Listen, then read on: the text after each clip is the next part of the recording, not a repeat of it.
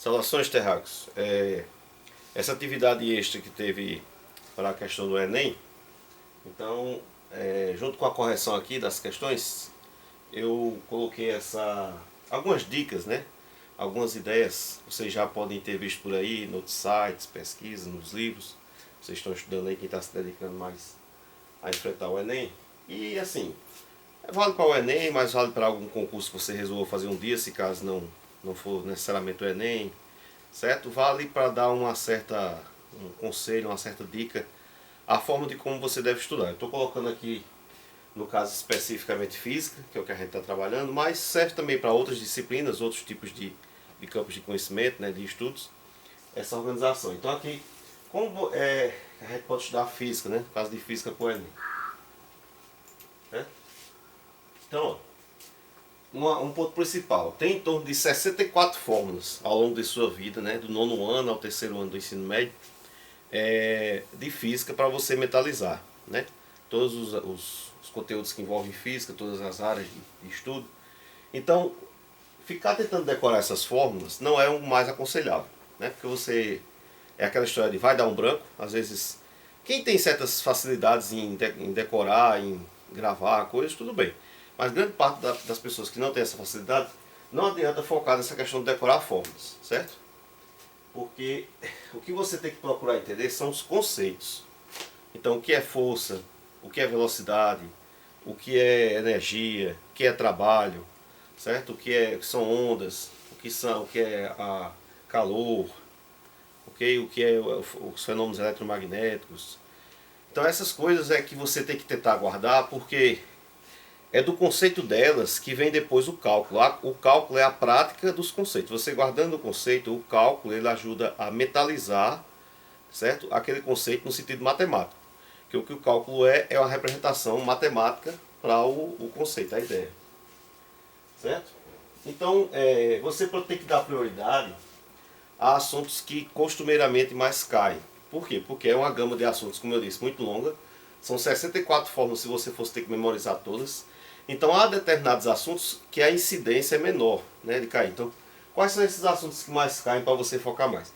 É aquilo que eu sempre digo. Quem chega no terceiro ano, às vezes confunde o terceiro ano como um cursinho para Enem, né? E não é. Terceiro ano é mais uma etapa de estudos em que alguns assuntos que vocês veem cairão no Enem, mas há assuntos que vocês viram, principalmente no primeiro ano, no segundo ano, mas muito principalmente no primeiro, que às vezes por fazer 2, 3 anos está mais esquecido, que vão cair lá. E é isso que mais pega, entendeu? Por isso que eu comecei esse trabalho do Enem com vocês com assuntos do primeiro ano, certo? Que é o comum. Então você tem que lembrar o assunto básico, que é quando você começa a ver física na vida, a parte cinemática, velocidade, né? Espaço-tempo, aceleração, que é o que vem em consequência depois. Aí quando você estuda velocidade e aceleração, que tem a ver com o movimento, depois você vai estudar aquilo que causa o movimento ou que impede o movimento, né, dificulta, que é a força, certo? Na questão de força, progride para a questão de energia potencial, energia cinética, certo? Energia elástica, vários tipos. No terceiro ano vocês vão começar a ver a energia potencial elétrica. Então, energia, que é um estudo que cai muito. Por quê? Porque são assuntos que têm um enfoque com questões mais práticas. Então, como o Enem foca com questões que tentam envolver a parte aplicável, a parte mais prática do conteúdo, vai pegar isso aí. A parte de quantidade de calor, né, calorimetria, que envolve caloria, é uma coisa que está no nosso dia a dia, nossa alimentação, a nossa maneira os exercícios que a gente pode praticar para, né, queimar calorias, você ter hábitos mais saudáveis, a questão dos combustíveis, né, todo o maquinário que a gente tem de fábrica, automóveis, motocicletas, máquinas para locomoção em geral, envolve a questão de calor, né, envolve a questão do combustível, que uma coisa está em consequência com a outra. Então, a questão do estudo do calor, né, calorimetria, quantidade de calor, calor latente, calor específico, são coisas que costume ter lá. Tá aí. Ondas, que é um assunto que infelizmente às vezes deixa muito a desejar no segundo ano, porque às vezes é atropelado, não dá tempo trabalhar ele da forma mais adequada, porque ondas envolve transmissão, né, ondas sonoras, ondas de radiação, ondas eletromagnéticas. Então, é uma coisa que está, transmissão de rádio, transmissão de celulares, né, televisões, essa coisa hoje em dia, a internet. Tá? Então, é uma coisa muito no nosso dia a dia, passível de muitas aplicações. Então, é um assunto que às vezes não se vê bem no segundo ano, que é a época em que deveria ter ele, e aí fica nessa pendência, mas de vez em quando cai coisas lá no Enem. E a parte do terceiro ano, que é eletromagnetismo, né? Que é o que vocês estão vendo aí, infelizmente não da melhor forma por conta dessa situação que a gente está passando, mas vamos ver o que aqui dá. Então, ó, em geral as questões de Enem tem menos conta, porém às vezes é uma conta simples, mas que precisa que você raciocine antes para descobrir que conta é. Então são textos às vezes longos para confundir, para trabalhar a interpretação do texto, que é a parte principal. Então uma das coisas que vocês têm que reforçar muito é a leitura. Quando você lê até um romance, ou seja o que for, que vai lá na parte da literatura, do português, que vai ter isso aí também, mas ajuda você a ter essa interpretação de textos, a ter essa compreensão, que às vezes é o que dificulta, porque você decora o cálculo, sabe fazer o cálculo, mas não sabe o que é aquele cálculo. Então por quê? Porque é a questão da interpretação do texto, que mexe com duas coisas. Você entender o conceito, como eu falei lá no início, o conceito físico da coisa, mas você também entender a interpretação que aquele texto está trabalhando aquele conceito. E uma coisa que é a mais difícil é administrar o tempo, certo? Por quê? Porque o tempo é algo raro, precioso, em que a tentação nos leva a desperdiçá-lo muito com outras coisas que não são necessariamente o foco. Então, quando você tem um foco de estudar, tentar o Enem, tentar o concurso, você tem que administrar muito bem o seu tempo. Às vezes, priorizar o estudo a certos prazeres, divertimentos, né? Deixar um pouco aquela baladinha de semana. Hoje a gente está obrigatoriamente a deixar nesse período, mas quando está no tempo normal, priorizar estudo significa isso, administrar melhor as 24 horas que você tem, ter uma boa hora de descanso. Não adianta você fazer maratonas, né? Estudar seguidas, um atrás do outro, como se fosse plantão, porque você vai cansar a mente quando não consegue ter determinadas horas de sono por dia, ela não assimila aquilo que você tentou estudar durante o dia. Então, tem que administrar muito bem esse tempo, e é uma questão íntima e pessoal de cada um. Às vezes tem uma pessoa que o tempo para ela é melhor acordar cedo e estudar amanhã cedo, outra prefere entrar pela madrugada estudando. Então é íntimo de cada um, mas cada um tem que encontrar qual seria o seu melhor, certo? Então, para início, a gente vai ver, nessas questões que vocês tiveram aí, a parte de mecânica, que é o primeiro assunto de física, né? A física clássica, lá de Isaac Newton.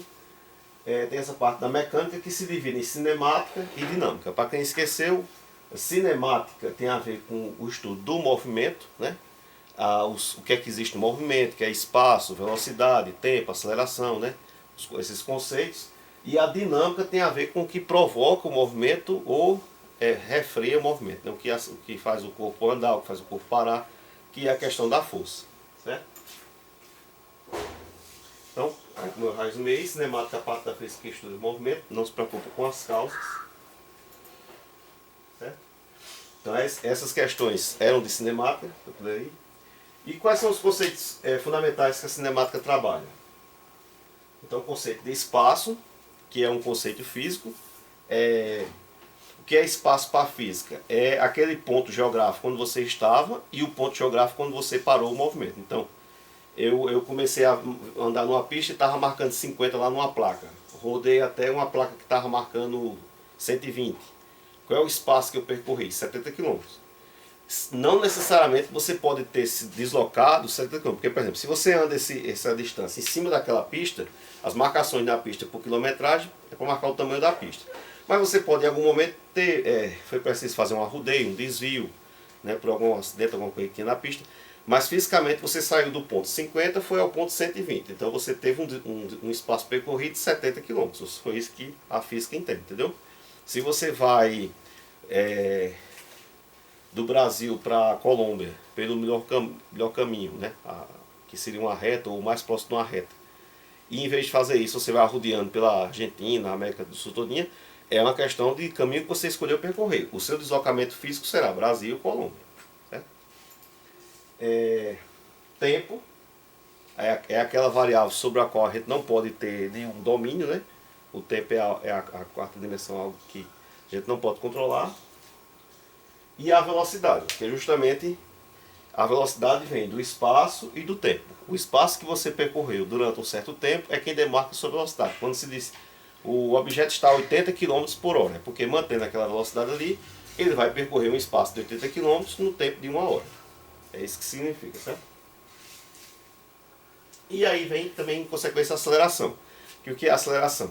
É aquele mecanismo que provoca alteração na velocidade. Você tem movimentos com velocidade constante, por exemplo, você liga um ventilador, ele tem velocidade centrípeta, né, que ele está girando. Enquanto você não mudar aquela chavinha ali e ele estiver ligado e não queimar, não tiver problema com a energia, ele vai ficar mantendo aquela mesma velocidade.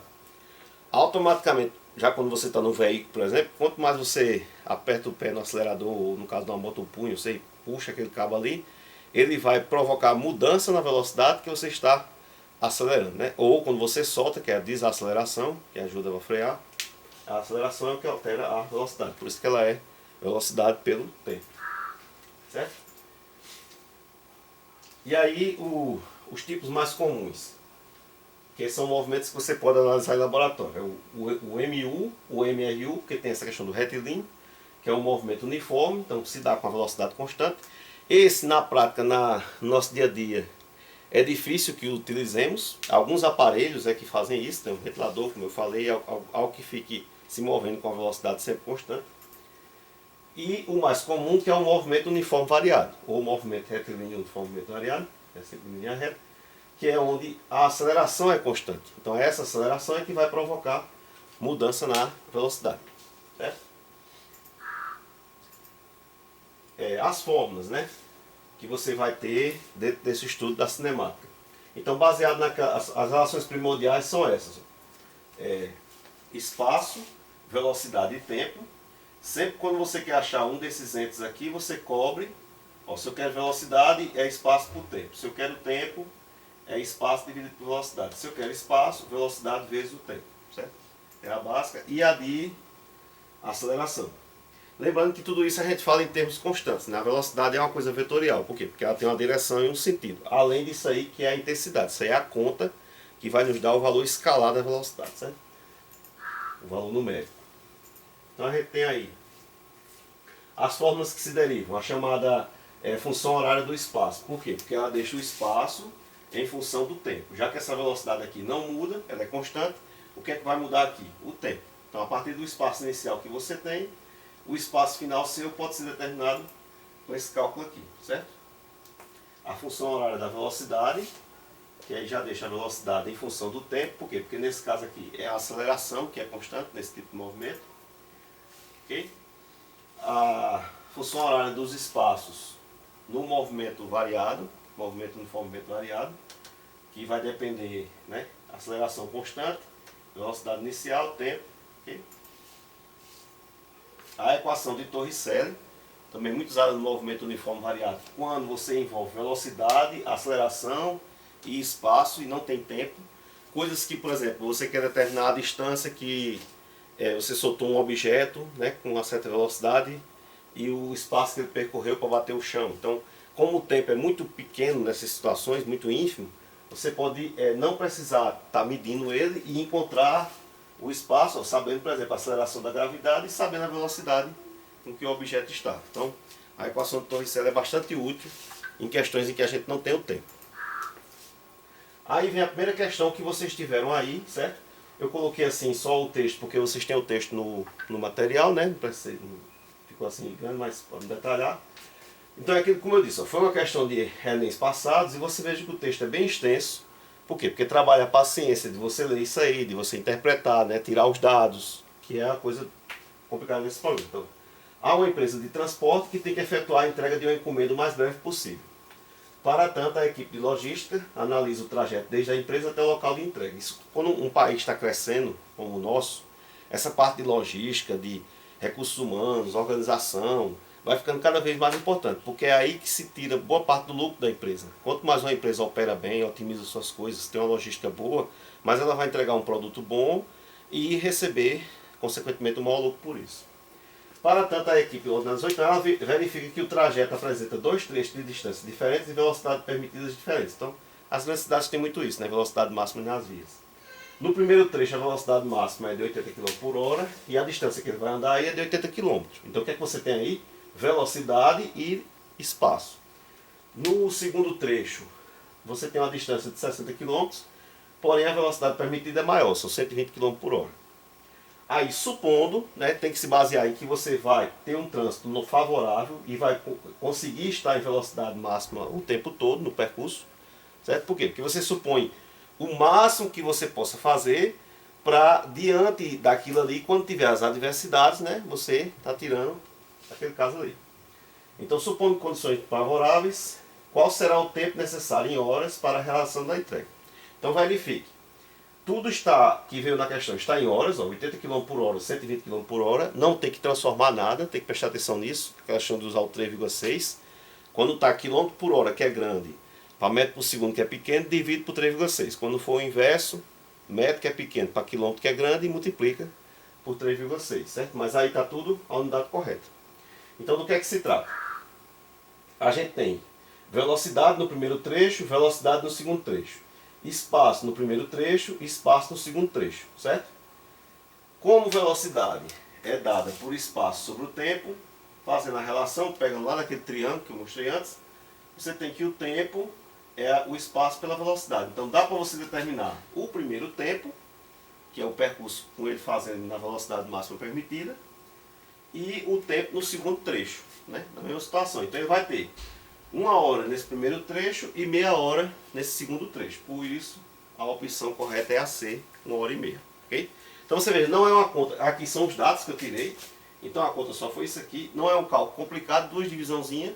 Mas você tem que entender bem da questão, porque você viu que o texto é bem longo. Outra coisa que veio aí nessa questão 2, isso aqui que é muito importante em física, matemática, química, às vezes para interpretar também, para você fazer um texto crítico, um texto de opinião, lá na literatura, na parte lá da redação, né? Isso ajuda também. É a interpretação de gráfico, certo? Então o que é que vocês têm aí no gráfico? Vocês têm um gráfico que marca posição no eixo vertical e tempo no eixo horizontal. O tempo vai mudando e a posição. Cada mudança desse tempo aqui altera a posição do veículo. Aí o que é que está dizendo aqui? Para melhorar a mobilidade urbana na rede metroviária é necessário minimizar o tempo entre as estações. Para isso, a administração do metrô de uma grande cidade adotou o seguinte procedimento entre duas estações. A locomotiva parte do repouso com aceleração constante por 1/3 do tempo de percurso. O que é importante lembrar disso aqui? Essa parte aqui, ó, aceleração constante. Porque é isso que define que tipo de movimento esse veículo está fazendo. A aceleração constante é um movimento uniforme variável. Mantém a velocidade constante por outro terço. Então, mantém velocidade constante na outra parte. Velocidade constante é o quê? Movimento uniforme. E reduz sua velocidade com desaceleração constante. Então, ela parte de um movimento uniforme variado, com aceleração, passa por um período no meio com velocidade constante, e depois você vai ter aqui um trecho com desaceleração. Aceleração, mas porém provocando frear, né? Vai desacelerar para frear o trem. Aí ele quer que você marque qual desses gráficos aqui melhor condiz com a situação apresentada. Então você repare, olha, você tem a posição aqui, que é a distância que o veículo está andando, e aqui o tempo. Conforme o tempo passa, o veículo vai tendo posições diferentes, certo? Por isso que a posição está mudando. Vocês largaram daqui, a partir do repouso, posição 0, tempo 0. Então foi andando aqui, 1, 2, 3, 4, 5, marcando o tempo. Aí toda vez que você tem um tempo aqui mudando, corresponde a uma distância mudada. Então, vamos dizer aqui que vamos dizer que se com 5 segundos ele tivesse andado 100 metros. Aí você ia ter depois aqui 6 segundos, 7 segundos e aumentando. Okay? Aí você percebe o que é há de semelhante. Movimento uniforme variado implica em quê? Parábola, é curva.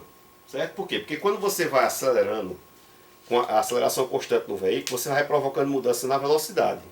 Mas não é assim, você não pisou e automaticamente o veículo responde. Então não é uma reta, não é uma coisa rápida, é uma coisa que vai ter na suavidade da curva. É como uma curva. Por isso que você tem os primeiros trechos aqui, ó, letra A curva, letra D curva, letra B uma curva já bem suave, mas é uma curva, letra C uma curva. Essa letra E aqui está o quê? Uma linha reta. Né? Então já é uma falta comprometedora. O segundo trecho ele está com velocidade constante. Se ele está com velocidade constante, então você vai ter que ter reta. Ok? Então você tem que ter uma linha reta. Porém, qual é o detalhe? Essa coisa aqui, se você olha aqui, está uma linha reta. Mas aqui está dizendo o quê? Que a posição não mudou. Então você já fica na dúvida por quê? Porque se o tempo está mudando, como é que o veículo não está mudando de posição? Ele começou aqui, ó, da posição 0. Aí ele está mudando as posições dele aqui, ó, porque o tempo está passando, ele cresce na distância, andando para um lugar mais distante. Quando chegou aqui nesses trechos aqui, ó, na letra A, D e E, a posição dele não está mais mudando. A posição está fixa. Vamos dizer que se isso aqui fosse 200 metros, ele está 200 metros o tempo todo aqui, ó. Aqui também, tá vendo? Por quê? Porque questões de marcar, quando envolvem assim, você tem que ir eliminando. Geralmente você fica na dúvida entre duas opções. Então provavelmente aqui, letra A, letra D e letra E, por essa questão da velocidade aqui, já vai eliminar. Ó. Porque mesmo que a velocidade está constante, é uma reta, mas aqui está uma situação em que ele não está mudando a posição. Se você consegue manter uma velocidade constante no veículo, você faz um percurso todinho a 80 km. Mas sua distância está mudando, você não está andando nesse veículo, então a posição que você está sendo modificada. E ali está a linha reta.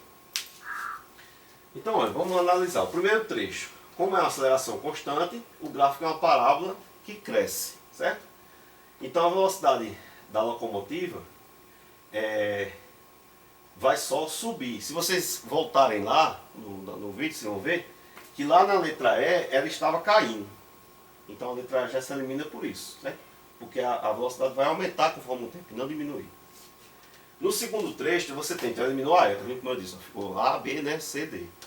No segundo trecho você tem um movimento uniforme, né? Então a velocidade é constante. Se a velocidade é constante, com o passar do tempo, a posição muda. Você tem uma reta, mas a posição muda. Então, é como eu disse, aquela letra A e aquela letra D lá, que a reta estava, né, sem ter mudança, era uma reta na horizontal, não havia mudança na distância, na posição, elimina por conta disso.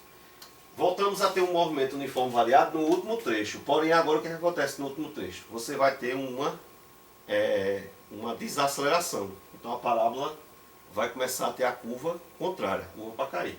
Por isso que a resposta é a letra C. Se a gente retornar aqui, ó, tá vendo? Ó, eliminou, lembra que eliminou, ó, velocidade constante eliminou, velocidade aqui, ó, eliminou. Por quê? Porque a posição não mudou. Essa letra E já mudou por isso também, ó. No último trecho aqui da letra E está subindo. Ele não vai subir, vai começar a cair. Aí ficou a dúvida aqui, né? Esses três, como eu disse. Geralmente a dúvida fica entre dois. Aí você repara que aqui, ó, tá uma curvinha subindo. Aqui está uma curva mais acentuada, mas ainda é uma curva, quase uma reta, mas ainda é uma curva. Segundo trecho, beleza. A velocidade está constante, mas ele está subindo. Aqui também, ó. Aí o que é que matou essa letra B, ó? Quando chega no último trecho, lá diz que o veículo desacelerou. Então o que é que ele tem que começar a fazer? Começar a parar, né, para cair. Por quê? Mesmo que ele não faça um percurso para voltar à origem aqui de novo, em algum momento ele vai ter que voltar de novo de onde começou, na garagem, na estação, não sei onde foi. Então ele tem que começar em alguma hora da viagem a fazer essa curva para cá, que é o que acontece aqui, ó. Ele chegou à curva, mas a curva começa a apontar um sentido de queda. Começa a questão do pico aí que o pessoal está procurando, né? Ok? Então por hoje é isso aí. Nas próximas atividades que a gente for fazendo com o objetivo de Enem, tem esses assuntos, primeiro ano, segundo ano, sempre que possível, né? Obrigado a todos aí, paz e bênção, bons estudos para Enem e para outras coisas também que vocês se dedicarem.